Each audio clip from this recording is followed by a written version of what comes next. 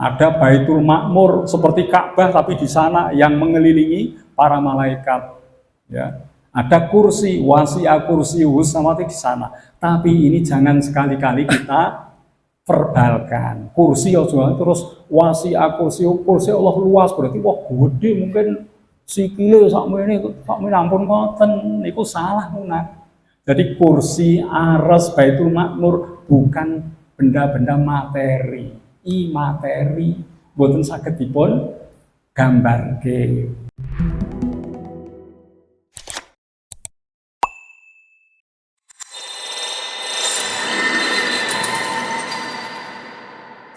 Monggo salajengipun Mbok Nayu panjenengan sampun maos hadis-hadis ingkang dipun aturke kala winginane wonten ingkang kirang jelas utawi keterangan niki wau nggih. Soalnya ini pokok sekali.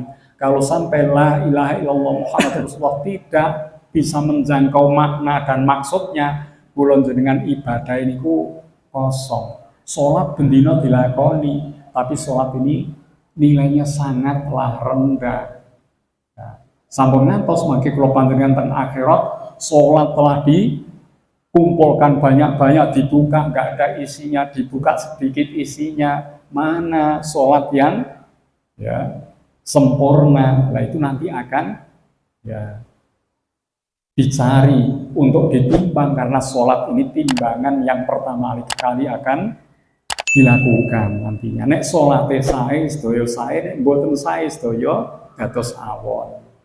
Mula niki prinsip la ilaha illallah Muhammadur Rasulullah niki kedah saestu kula panjenengan saged memahami esensinya, inti sarinya. Nek saiki dereng paham, mangke panjenengan teng dalem sampun ngantos kendel. Terus-menerus kita cari makna ini sehingga akan menjadi sumber dari segala amal perbuatan kita, ibadah kita, sehingga kita dimanapun kita bersama Allah Subhanahu wa Ta'ala.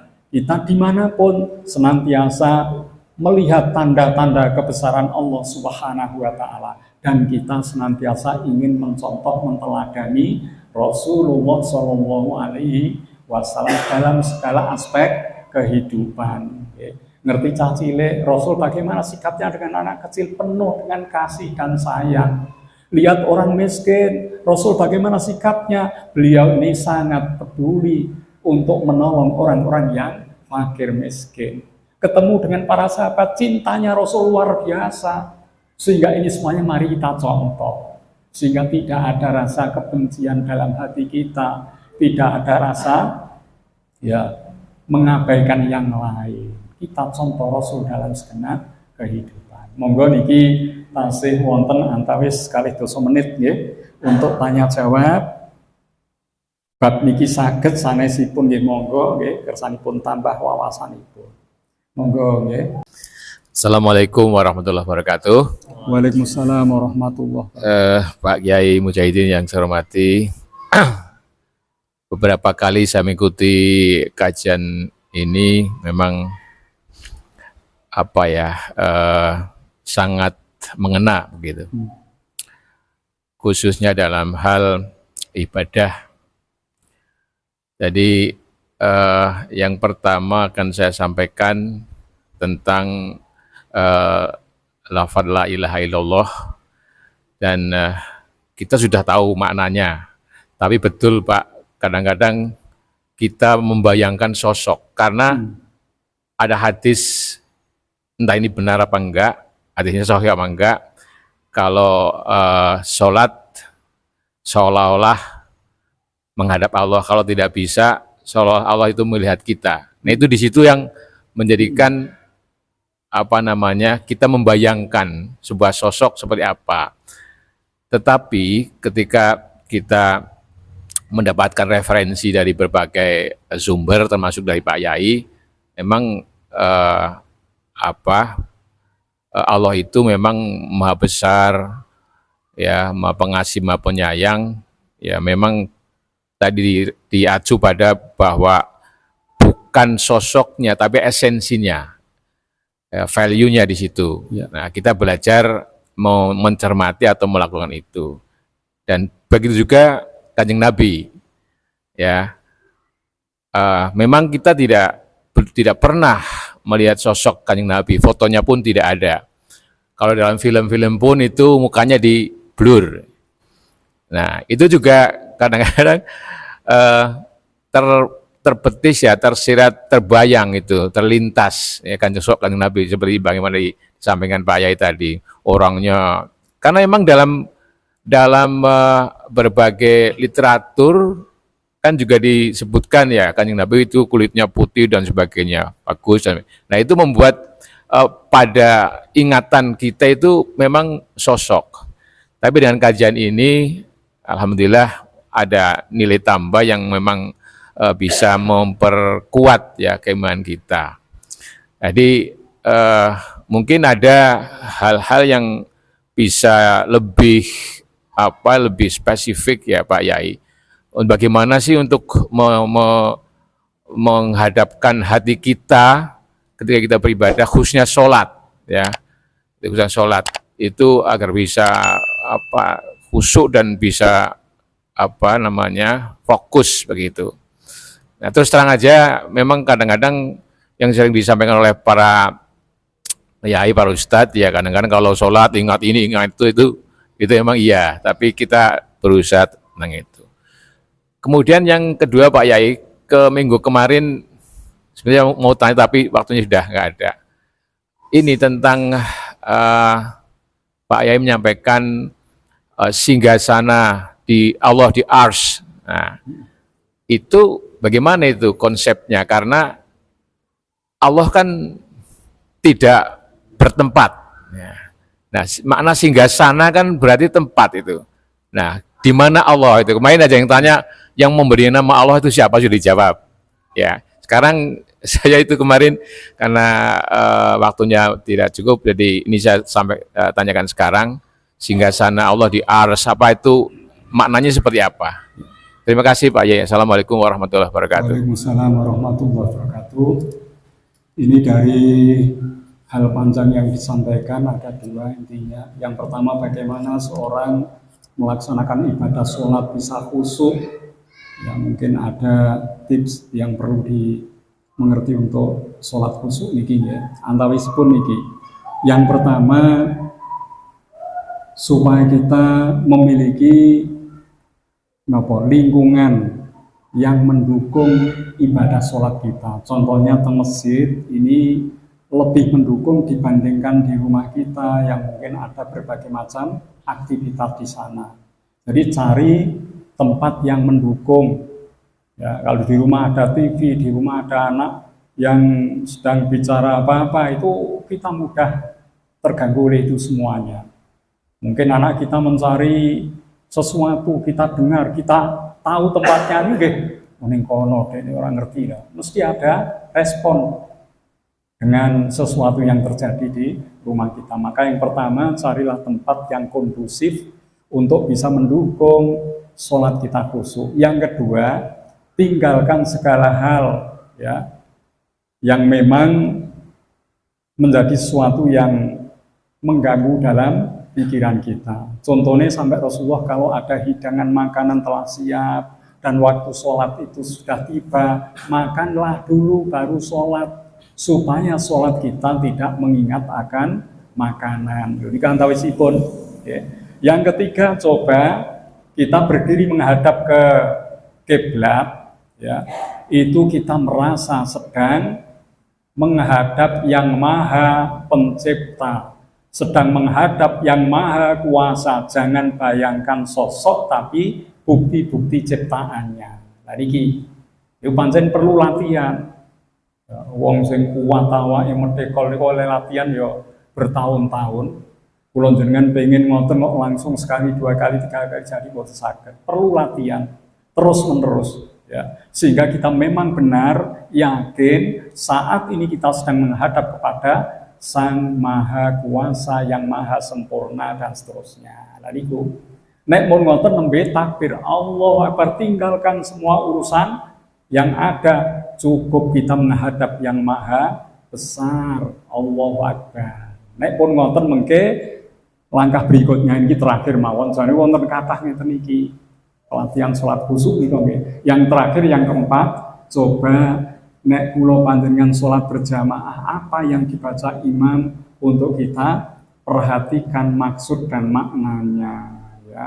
Kula dengan maca alhamdulillahi rabbil alamin niku tenggene hadis pun terangake kalau hambaku membaca alhamdulillahi rabbil alamin maka Allah langsung menjawab merespon hambaku telah memujiku.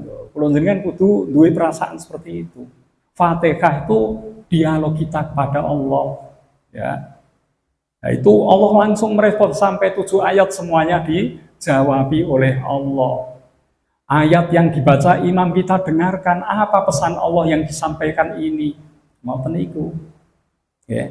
Rukuk kita merasa sedang mengagungkan Allah. Sujud kita merasa tunduk di hadapan Allah. Duduk kita sedang ya memohon kepada Allah. Lansak terasipo. Niku nggih dados niki untuk mengkondisikan sholat ini menjadi khusyuk memang banyak hal, tapi yang paling pokok nek kula njenengan pun yakin kepada Allah dengan segala kesempurnaan tadi yang disebut itu akan menjadi modal utama kekhusyukan sholat. Tapi nek karo Gusti Allah mung lafaz kosongan yang kita sembah ya wis piye ora ana tenan keadaane ndi wujude mboten wonten. Akhirnya itu kita sedang berada dalam kekosongan. Mulai itu perlu latihan saestu. Nomor kalih niku ana pola liya. Memang itu dinyatakan dalam Al-Qur'an, ya. Al-Arsy stawa. Allah itu subhanahu wa ta'ala setelah menciptakan alam semesta, ya mbakipun Allah itu naik ke arsy. Arsy itu singgasana Allah, tempatnya di mana? Menawi sak menika jamaah haji sedang tawaf mengelilingi Ka'bah, maka pusaran Ka'bah inilah kalau ditarik garis lurus ke atas sampai langit yang ketujuh ke atas lagi, di situ ada namanya ya Sidratil Muntaha, temriku wonten arsy. Ada Baitul Ma'mur seperti Ka'bah tapi di sana yang mengelilingi para malaikat, ya. Ada kursi, wasi'a kursiyyus samawati di sana. Tapi ini jangan sekali-kali kita verbalkan. Kursi aja terus wasi'a kursi Allah luas berarti wah gede mungkin sikile sakmene ampun ngoten niku salah munah. Jadi kursi arsy Baitul Ma'mur bukan benda-benda materi, imateri. Mboten saged dipun gambarke, mboten saged. Karena itu tidak ada batas di situ, ya. Maka ana sing ngeten malih, dhuwure arsy ana apa neh sak dhuwure, misale ana sing takon ngoyok terus nggih. Mboten saged, itu sudah alam yang di luar materi. Niku nek teng tasawuf memang ada alam malakut, ya, alamul mulki, nasut, ya. Kemudian alam yang paling terakhir yang enggak bisa dijangkau oleh manusia, tidak terdefinisikan, boten saged didefinisikan. Niku mungkin jumlahnya wonten 7. Insya Allah kesempatan lain kalau bisa menjelaskan itu, ya. Jadi kalau sudah yang ke-7 maksimal kula njenengan sagete namung alam yang ke-4. Ke-5 sudah samar, ke-6 juga lebih, yang ke-7 bahkan itu tidak bisa terdefinisikan dengan kata-kata. Tapi ada. Terus niku arsy dan segala macam tuh ampun dipun padake karo singgasana terus ono kerajaan Arab ono wah mewah sekali ampun wonten. Boten iku. Nah, itu memang alam yang gaib yang tidak bisa diterjemahkan dengan kata-kata maupun dengan gambar tulisan, boten saged. Nah niku nggih. Terus niku insyaallah mengke nek wonten wekdal malih saged dipun tambah malih, tidak harus kita lanjut ke bab 3 untuk memperdalam ini tadi supaya jelas, nggih. Jadi ada tingkatan pertama sampai ke-7, ya. Kenapa orang tua waktu 7 kali, ya, putaran seperti itu? Nek ora ngerti maknane ya dianggap wis pokoke wis ping 7 lah muter, ya. Hanya itu saja, padahal bukan seperti itu. Contohnya nek tawar kan berlawanan arah jarum jam. Falsafahnya apa? Orang itu dikembalikan oleh Allah untuk kembali kepada Allah menjadi orang yang fitrah, tidak memiliki ego, tidak memiliki keinginan-keinginan lain kecuali ingin mendapat ridho Allah. Niku. Lane kula bola-bali matur jenengan mengke badhe umroh haji 3 kali kula paring kesempatan mungkin akan saya jelaskan ini. Nggih. Maknane tawaf, maknane balang jumroh nek wong umum biasanya balang jumroh wis krikile pira 70 ya bener niku. Wis tak lempar, carane lempar dengan 3 jari wis bener. Tapi maknanya itu dibalik itu apa? Nek hajine nggur ngelempar-lempar tok lho cah cilik-cilik iso kabeh. Jadi contohnya ini ya, sekali lempar pakai 3 jari kita, 1 kita lempar ke jumrah, misalnya Aqobah sing tanggal 10 niku. Sekali kita lempar, sekali ini kita menghilangkan akhlak buruk yang ditinggalkan syaitan di dalam diri kita. Aku sombong. Tes 1 ini, kesombonganku harus saya hilangkan dari diriku.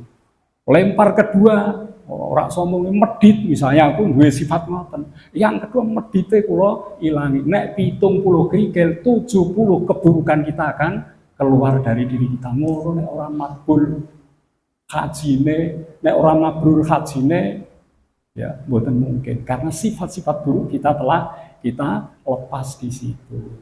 Dan niku nggih, niku contonipun nggih. Dados rahasia tentang alam langit mawon niki boten saged dijangkau oleh manusia. Langit pertama sampai di batasnya orang ngerti nggih.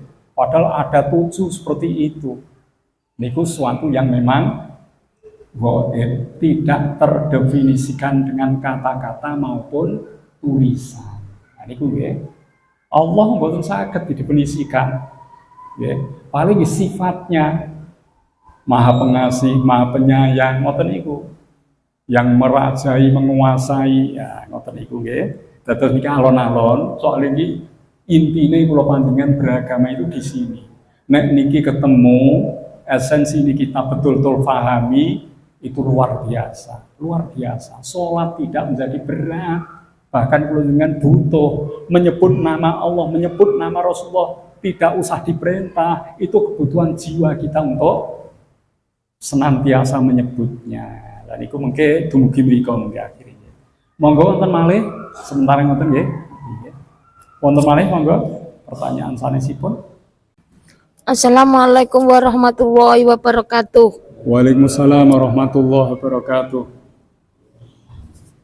Pak, artinya la ilaha illallah yang takbiran itu, terus yang tadi di share tuh yang bawah sekali itu kan banyak sekali Pak. Artinya apa Pak?